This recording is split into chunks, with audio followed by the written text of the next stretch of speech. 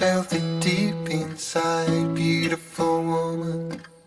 People are talking me down, beautiful woman. You try to tell me what's right, the road gets longer. You turn all gray into white. Yo, guys, hey, everybody, welcome to Coast Connects. Me and Mike G and Roxanne, what's going on?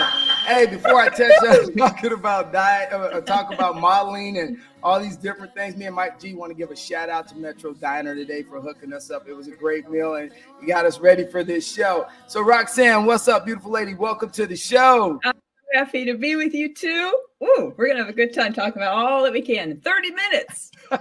So where are you located right now? I'm in Sarasota, Florida. All right. So you survived the hurricane, and that's cool. You didn't like me. You didn't inherit a squirrel afterwards. So that's good that everything's going well. So you've been in modeling how long? My whole life. I started when I was 3 years old. Because, well, listen to this. I was born in Hollywood, California, so that kind of helped.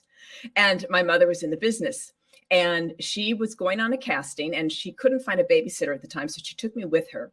And funny enough, they were looking for both a mother-daughter kind of pair for the commercial, a TV commercial, and they liked the way we interacted. And so we both got the job. Wow, that's what I'm talking about. I lived in Irvine for a while, and I know California is like a mecca, and it's a tough business because I know I did modeling for a little bit myself. So you had a taste of it. It's cutthroat. It can be hard, but it can have a lot of perks too. I traveled the world.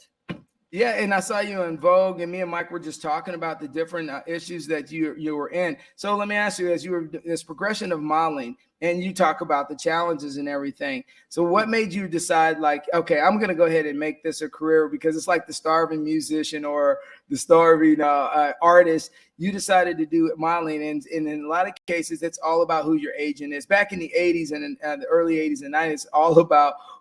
Look at you. That's nice. Oh, that's a good shot.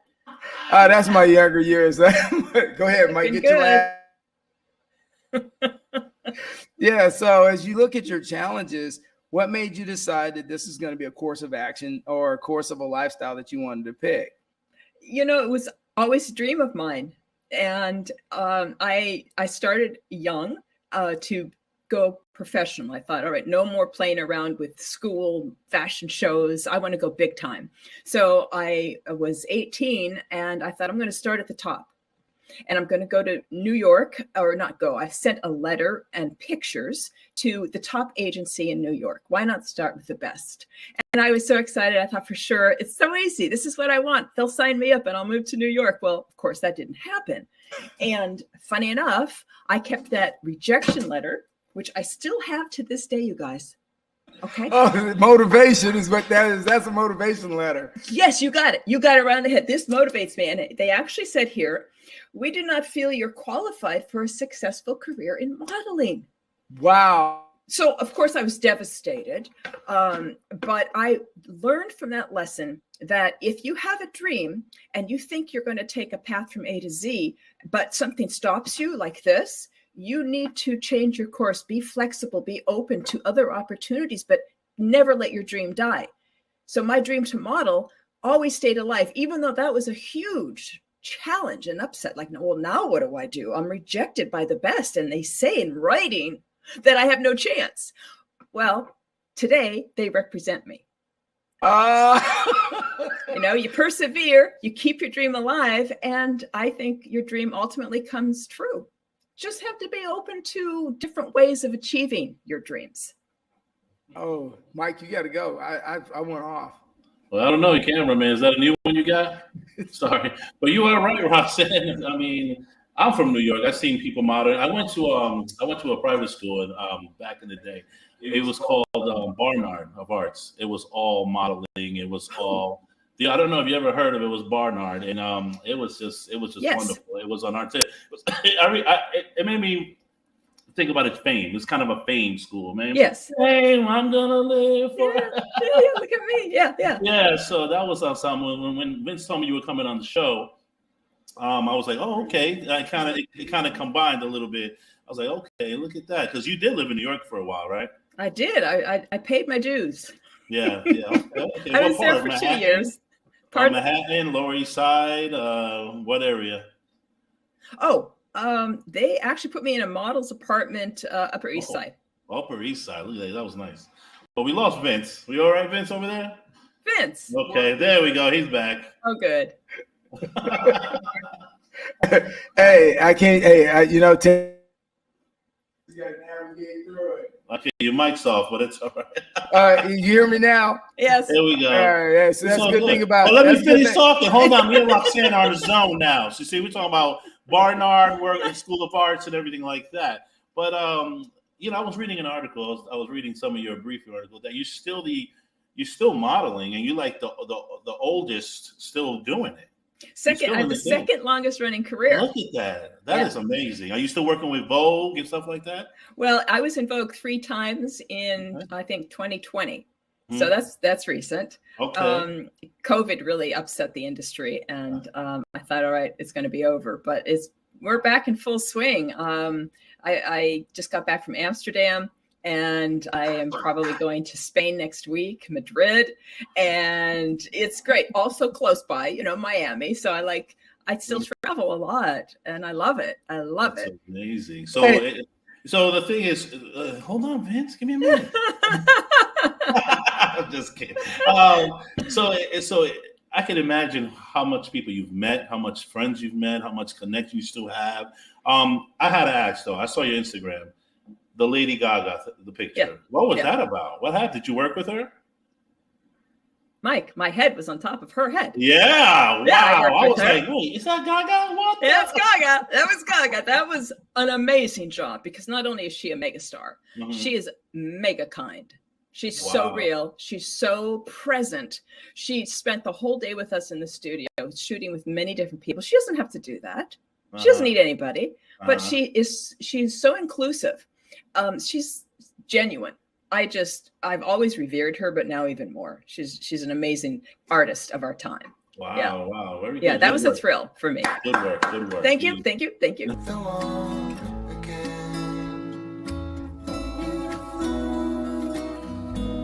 Just the way you are.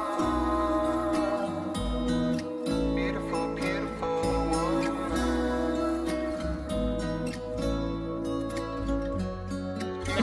Yeah, I think I'm back, man. I think I'm back. We have a short time with Roxanne. So you try to get it all in. We do. I know. Hey, Rox, you brought up COVID, and I wanted to backtrack on that real quick because a lot of industries were impacted by it. So from the modeling standpoint, how did it impact the industry? Well, we couldn't get shipments into America of clothing, so artists, fashion designers couldn't hold their fashion shows or do their seasonal fashion. I'm losing the word. Runways. Yeah, they couldn't do their collection, and that's the word. So they panicked.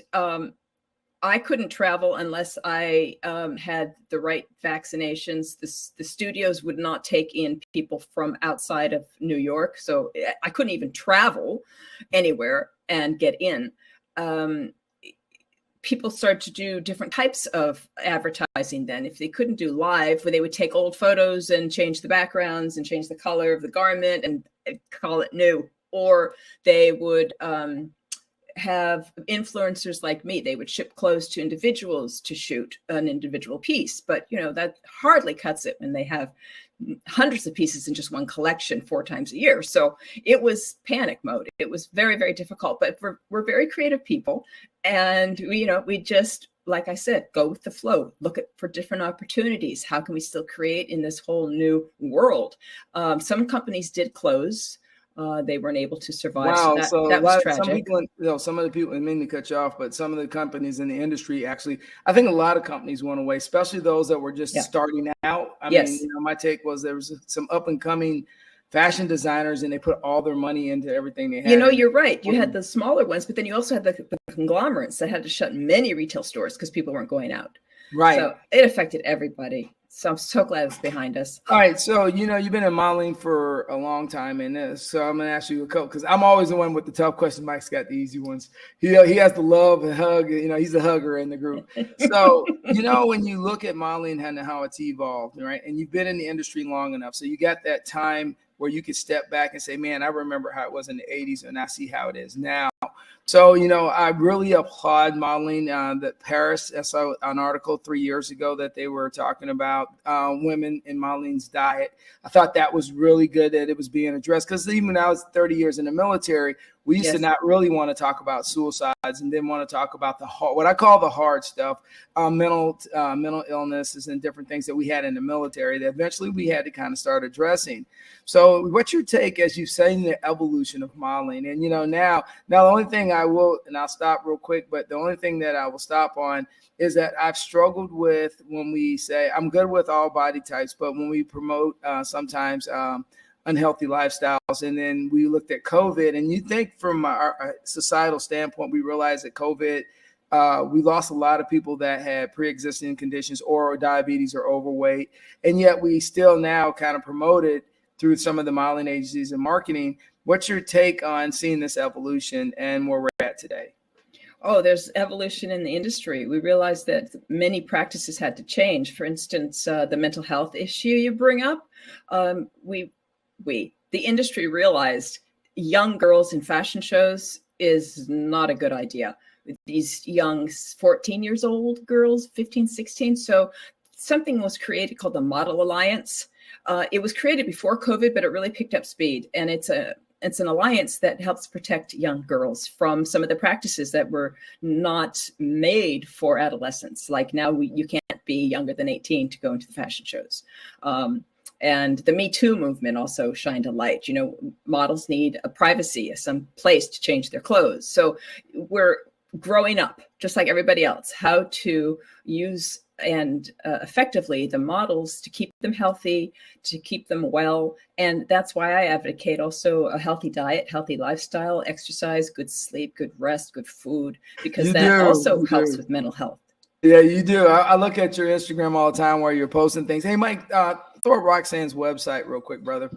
And the one thing I really like is that you're touching on a lot of different platforms. So when did you realize that you, and just even in your local community, when did you realize that you were making impact on other people and you actually, because people watch you when you think they're not watching you, Roxanne. So when did you realize that you kind of had, because you had to kind of rewind and you think people aren't looking at your Instagram and then like somebody will say something, you're like, oh, you saw that?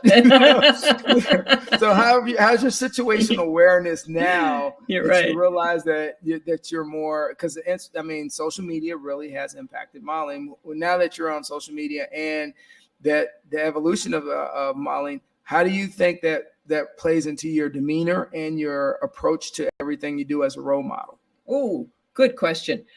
What comes to mind is it's great being older because now people ask questions and really want to know the answer. I like that. When you're 20 and doing things and you're healthy anyway, and you look great anyway when you're in your 20s, right? And if they ask, oh, you look so good, how do you do? What's your workout program? And they don't really listen. But now in my 60s, they ask me, you look so good, what's your workout program? They've got elephant ears. This woman looks great. How does she do it?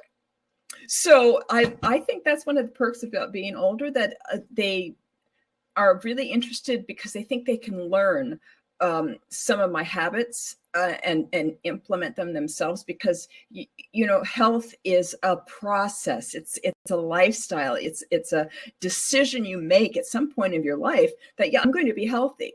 And the younger people, I think the largest demographics of people that follow me are in their 30s, which I think is wonderful, so that they can implement these programs now, these tips that I have been living, and I am proof that they work, mostly a plant-based diet, and watch what you say to yourself. Where is your mind at? And yes, you have to exercise, even though you think I'm fit, I'm young, I look great, I'm strong. Your body has muscle memory and you need to program it so that when you're, 30 years later, you can still do a downward dog, without pain.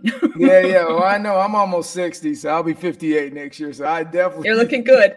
I You got some good appreciate habits in place, don't you? That's it. Absolutely, and I see what's going on. So you on your website, if people want to get in contact with you, what do? They just go to your website and click on support, and do they go through your agent, or is it come like to you, or how does that work? Because I just reached out to you on Instagram, everybody, and asked her to request it, and I got, normally I thought I was going to get a bot or something crazy back, but she's like, hey Vince, I'm in. Yeah, it's really easy to reach me. I don't know if I should say that or not, but Not like, yeah, we're tracking, but because some people may want to reach out and ask for your advice when this airs. And then also, I love the part that you just brought up about women in their 30s, because honestly, that is the new demographic that social media is actually targeting. If you really look at the amount of 30 plus women on social media right now promoting different things, it's really become a new market as opposed to younger women modeling clothes, and I think that's just the dynamic of social media. What do you think? It is that, and they're a very powerful group. They're going to be leading the world after us. Yes. Yeah, so they've got it going on, and because I work in this industry, most of the people are younger. Like I said, I'm one of the oldest ones. And so I am around young people all the time. And it's because of them asking me things about my lifestyle that they want to know my tips, and they want to know a lot. So I actually have an announcement to make. Oh, go ahead. We're okay. Exclusive. This is the first time I'm announcing it, so I'm extremely excited, and I can't believe the timing of this conversation that we have been planning for months, and it got interrupted because of the hurricane, and I don't know what. And then my schedule got a little bit, and your schedule got crazy, and I just can't believe that this is the day that I have the announcement and I'm talking to you. So, because so many people have been asking questions, I have an announcement that my memoir is out. So how do they get it? Is it on Amazon? It's on Amazon, and it's pre-order. So it's a pre-launch, a pre-sale. It'll be ready in January. We'll launch this before January, so we'll get it out for you. Exactly. Yeah. So it's called More Than Just a Pretty Really nice. Face. Really And nice. it says lessons learned from a lifetime in front of the camera. And then this is 25 ways to become beautifully strong. So women will relate. They might think they can't relate because they're not models, but life lessons are across the board something we all relate to. And I think by sharing a story, we can support each other and learn from one another. No, absolutely. I give it up to that. Hey, Mike G, what do you got, bro? What do you got? So it's just women only or men too? Because I try to stay beautiful. I'm 45, but they say I look 35. Well, what you're doing works. Okay, look at that. Try not to stress, sleep, eat well, I guess. I gotta say, your book does look nice. I like the cut. The curve on it is nice. That's very different. Once again, everybody, exclusive. It is for men too. Thank you so much for saying that. It is for men too. Yeah. All right. See that? So that was a conversation that I had with Christy Napson when her book came out and we did hers. And it said we had to start talking and have to say, look, man, everybody, here's the thing, reading is fundamental. Everybody should read it, give you a different perspective. It doesn't matter how you perceive the world. So I want to make sure that we get that out, and that link will be attached to this when we finish this up. So I'm going to make sure guys get out, order the book for January, and let's support Roxanne's. And hey, memoirs are about someone's life, and maybe you learn. Like I always tell everybody, history is about learning about some of the struggles and strengths of others, so you do better in the future. That's all right. We learn from others. So true. All right. So what nonprofits do you work with? Who do you support? Do you do anything that is outside, like, anything with United Way or anything? What kind of things are you doing other than modeling? Let me know. Two things that I support are children and the natural world. So I've been a big supporter of the Audubon Society because I'm a neophyte when it comes to ornithology. And so the Audubon Society, also the Sierra Club, and then children like Feeding America and UNICEF and Big Brothers, Big Sisters. Yeah, I was a big sister, and also an organization in Africa where I pay some money and it feeds this one child for a year. So we develop a relationship, sending letters back and forth. So those are the two categories, nature and children. Yeah. Oh, all right. So you're from California. How the heck did you get into Florida? Oh, Vince, it's such a long story. I lived 10 years in Europe. Whoa, hold on. We're at a year because I grew up there, so that's near dear to my heart. I just came back from Passau. I was in Passau and down in Bavaria, and then I'm going to Austria in August. So die sprechen Sie Deutsch so viel, so wie geht's, meine Damen und Herren? Oh, ich kann verstehen dich. Ich auch Alles klar, alles klar, prima.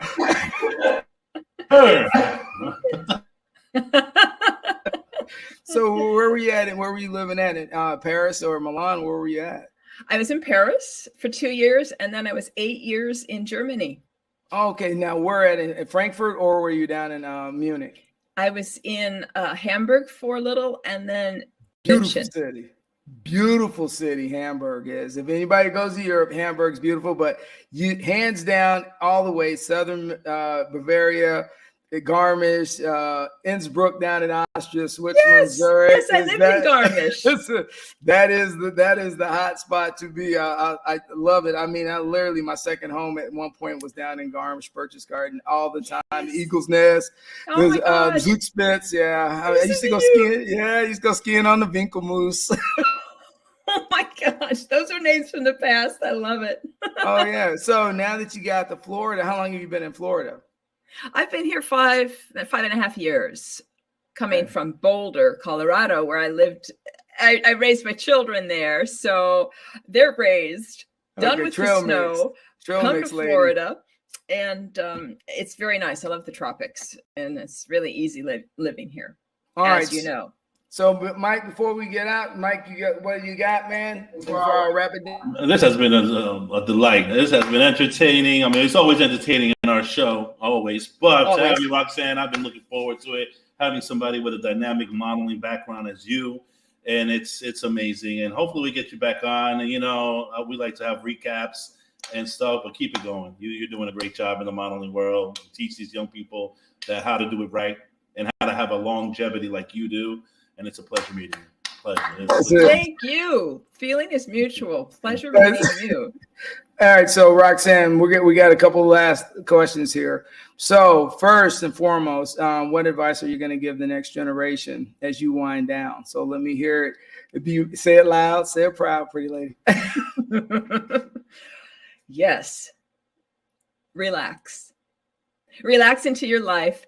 You really have no control because life is going to happen to you in ways you can't imagine. So go with the flow and accept what comes with grace, because life always throws you curveballs. So relax into it. You're meant to be just where you are. Everything happens at the perfect time. So have fun along the way. You're meant to have fun. That's right. All right, so here we go. Since I know you modeled this long time. All right, what was your most embarrassing moment? Come on. We want to know. Oh, I don't think I can share that, Vince. I'm just joking. That's a good one. So, people that are about to enter it at a young age. What is a good age to enter this career before we get off here? Oh, you late teens. I went to college and then I really started professional and in early 20s, which was late. And New York agency took a chance on me because I was, starting old. But the industry has changed, so I would recommend, finishing school, even go to college or study while you're modeling, because education is important and it helps you learn who you are. Because the industry will teach you some things, but you have to use your mind. So yeah, late teens would be good to start. Earlier than that, you don't know who you are, and it's not quite the right environment for a young child, I think. Okay. And I agree, because I watched a couple things on the beauty pageant, so I'm right there with you on that one. So where'd you go to college? Boulder. Okay, Colorado. All right, good. So since Deion Sanders is heading up way now to shake up the state of Colorado, that's going to be interesting. So, yeah. All right. So, what's your favorite football team? Are you a 49er fan or are you a Bucks fan? Well, Broncos. She went Broncos. Oh yeah. Well, Russell Wilson in the house. Hey, Roxanne, it's been a massive pleasure. And you might put our website up real quick before we get out, because I want to put it on, and then I want you to hit the support page for it real quick. So Roxanne, so if anybody wants to get in touch with Roxanne, she's on Instagram. So what platforms are you on, Miss Lady? Yes, I'm on Instagram every day, and my website is a great way to reach me as well. And on YouTube, and we got your YouTube channel. So how often are you broadcasting on YouTube? As often as I can. And I am lax in having a strict schedule because modeling has such a schedule up and down, coming and going, that it's hard for me to say every Monday I'm going to have a video. I can't do that. I'm sorry, everybody. So I post when I can, and it's not dormant. I do add to my YouTube channel as much as I can, and it's a lot of fun. Women enjoy it. Yeah, so why aren't do you ever do any of your live shows? I mean, do you any recordings while you're overseas and from different locations? Because I think that's just like an awesome thing. Me and Mike did one when I was in Germany a couple times. So have you thought about doing any of those? That's a good idea. I should. I'm usually so busy or jet lagged, and I focus on one thing at a time, so, and it's just me, myself, and I. So I do what I can, and I do as much as I can. So that's a good idea. I'll consider doing live when I'm over in Europe. Thank you for that, Vince. And no worries. And so what's your favorite place to visit? Paris. I mean, come on, right? The Hotel Crillon, the Place de la Concorde. No place like it in the world. It's so beautiful. So, and what's your favorite Christmas present you're going to get this year? That I'm going to give? Yeah. What's your favorite Christmas present that you think you're going to get this year? Oh, love from my children, not with. And so it's been a big pleasure, and I want you to make sure you have a happy Merry Christmas and a Happy New Year also. But Roxanne, the other thing is, do you have since you're so beautiful, I was going to hit this loaded question on you. Do you cook? Every day. I got to check because somebody posted something that said if you marry a 10, just get ready to go out to eat. Oh no. I'm too good. I go in a restaurant, I think I can do better than this. I like that. Hey, so we love you much, girl. And we're going to get sweet. you back on after you get back from overseas and in the new year so we can re-promote your book. So we're going to get your book out this month and promote it.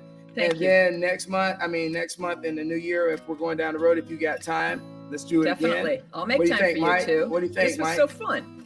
It's been great. Nice pleasure meeting you. We'll get you back on. This is nice. I can't wait. Thank you so much. It was a great pleasure for me to be with you. An honor. Thank you. All right.